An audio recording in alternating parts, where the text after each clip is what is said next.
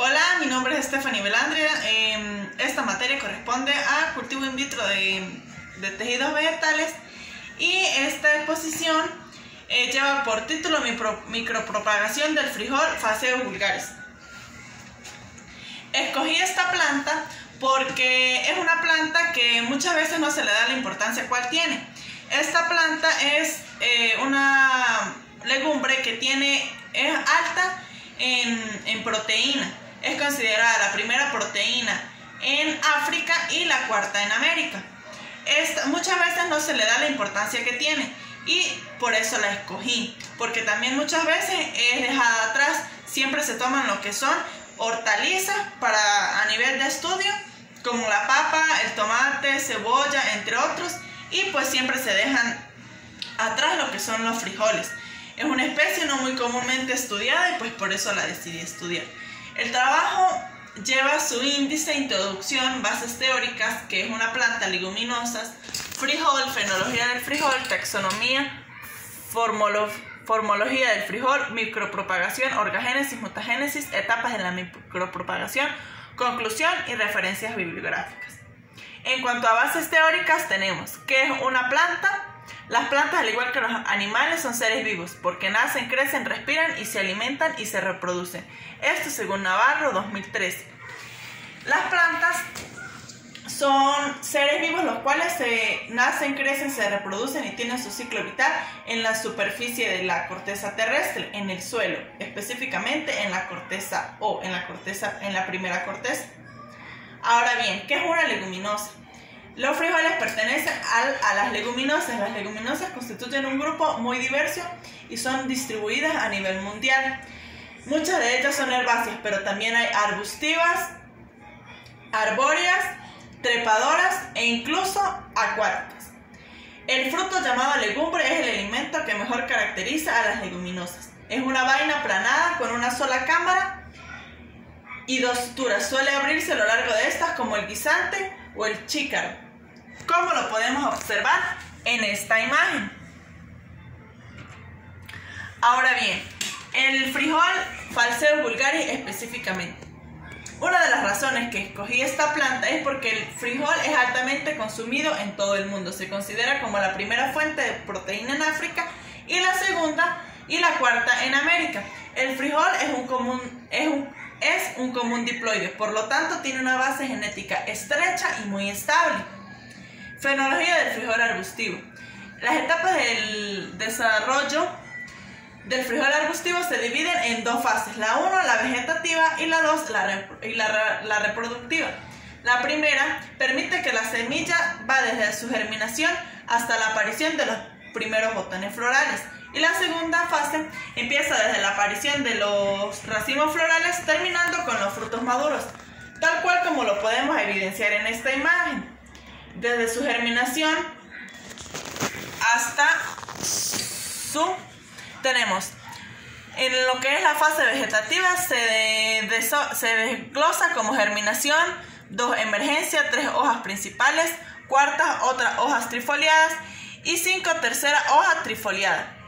En cuanto a la fase reproductiva, tenemos que se desglosa en prefloración, floración, formación de vainas, llenado de vainas y su maduración.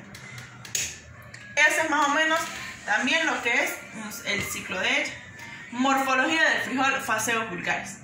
Tenemos que esta planta se constituye básicamente o principalmente por raíz, tallo, hojas y semillas. En cuanto a las raíces del frijol son unas raíces muy fibrosas, las cuales se pueden evidenciar desde los primeros días de germinación, ubicándose en la parte inferior del tallo. Las raíces secundarias pueden observarse a partir del tercer día, lo que se puede concluir que es una planta de rápida germinación. El tallo constituye la planta del frijol herbáceo con secciones cilíndricas por la conformación de la epidermis. Su iniciación se da en la parte superior de la raíz.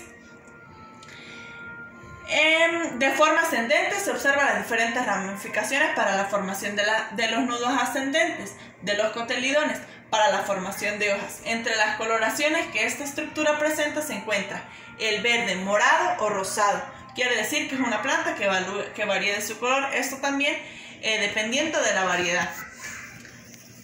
Tenemos que se encuentra respecto a la variedad. La altura del tallo es aproximadamente de 8 centímetros, específicamente para paseos vulgares. Hojas. En cuanto a las hojas, la morfología de las hojas de la planta se clasifican en dos. Unas, las sencillas, y dos, complejas o trifoliadas. Las sencillas,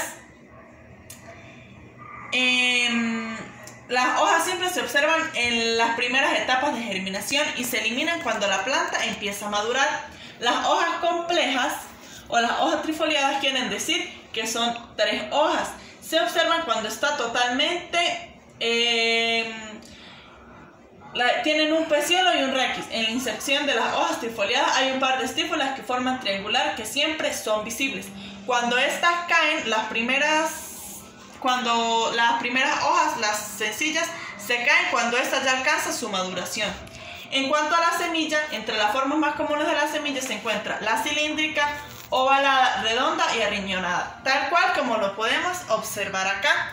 Este es un frijol negro. Sus colores van de acuerdo a la variedad. Por ejemplo, como ya lo dije anteriormente, el frijol negro. Tenemos que varían entre blanco, crema, amarillo, rojo, café y morado, como lo podemos evidenciar en esta imagen.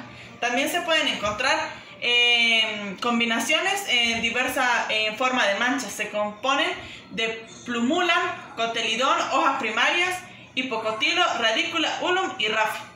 Este es un vivo ejemplo de lo que es el frijol negro.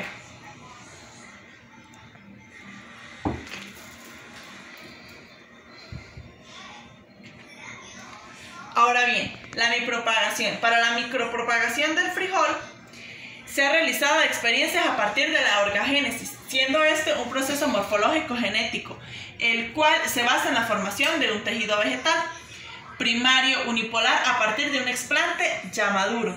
Los brotes de las hojas o raíces o callos se pueden presentar de dos maneras. La primera por orgagénesis directa y la segunda por orgagénesis indirecta, para el caso de las estructuras callogénicas. A partir de los explantes se forman estructuras con capacidades totipotentes, generando una planta idéntica al tejido vegetal del patrón.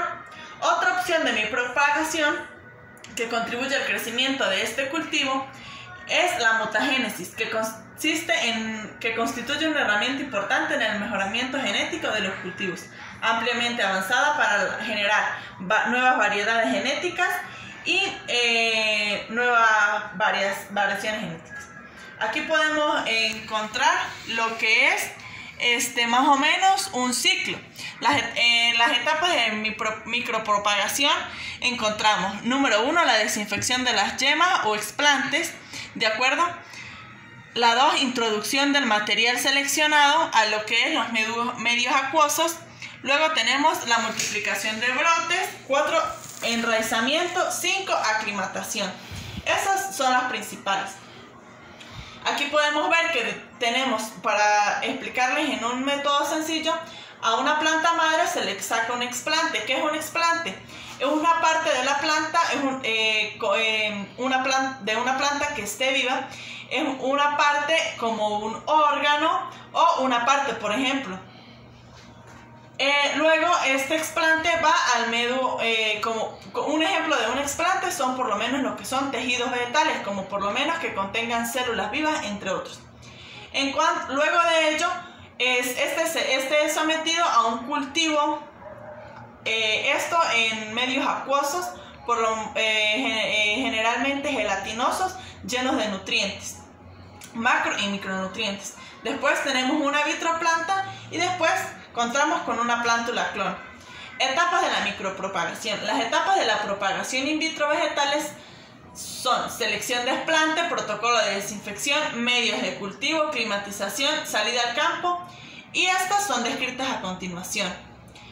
Tipos de explantes y materia vegetal. Tenemos que un explante puede ser una yema apical, foliolo, yemas axilares, entrenudos, raíces, entre otros. Primero, la selección del explante. Esta va a depender, es un paso muy importante, ya que debido a esto va a ser el éxito que tenga la micropropagación, debido a que esta dependerá del cumplimiento del objetivo trazado, es decir, si no se realiza la selección del explante adecuadamente que se quiere propagar o no proviene de la misma planta que se desea trabajar, no se podrán analizar los resultados adecuadamente. El explante debe encontrarse bajo condiciones fitosanitarias. ¿Qué quiere decir esto? Libre de cualquier patógeno, plaga, enfermedad, virus, hongos y bacterias. Esta no debe tener ningún tipo de lesión epital, maltrato o enfermedad causada por patógenos. Los explantes son utilizados para la propagación in vitro de plantas. Son embriones, meristemos, tallos, raíces enteras, protoplastos, entre otros. Esto en cuanto a lo que es el frijol. Luego, este explante pasa a un protocolo de desinfección. Los procesos de desinfección son seleccionados a partir desde el explante que se desea trabajar. Existen productos antisépticos en sus mecanismos de acción. Puede comprometer algunos tejidos de explante como la oxidación. Los protocolos de desinfección o los desinfectantes más utilizados son el etanol al 70%, hipoclorito de sodio y lo que son soluciones jabonosas. También existen los menos utilizados, el cloruro de mercurio al 1.5%, hipoclorito de calcio al 6-12%, nitrato de plata, peróxido de hidrógeno y por último el Twin 80 o soluciones yodadas. Ahora lo que son medios de cultivos. Los medios de cultivos en cuanto a lo que es el frijol deben tener macronutrientes y micronutrientes, vitaminas y reguladores de crecimiento. El medio de cultivo más utilizado es el medio basal MS, en el cual se puede trabajar con la mayoría de explantes, modificándose esta según su necesidad.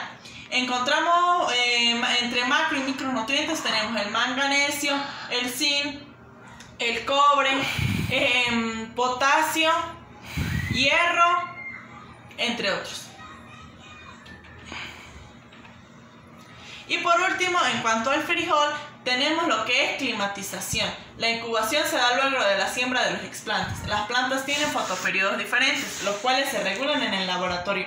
Algunos explantes, como el frijol, utilizan siempre oscuridad o semioscuridad, debido a que la luz artificial les causa oxidación a sus estructuras superficiales.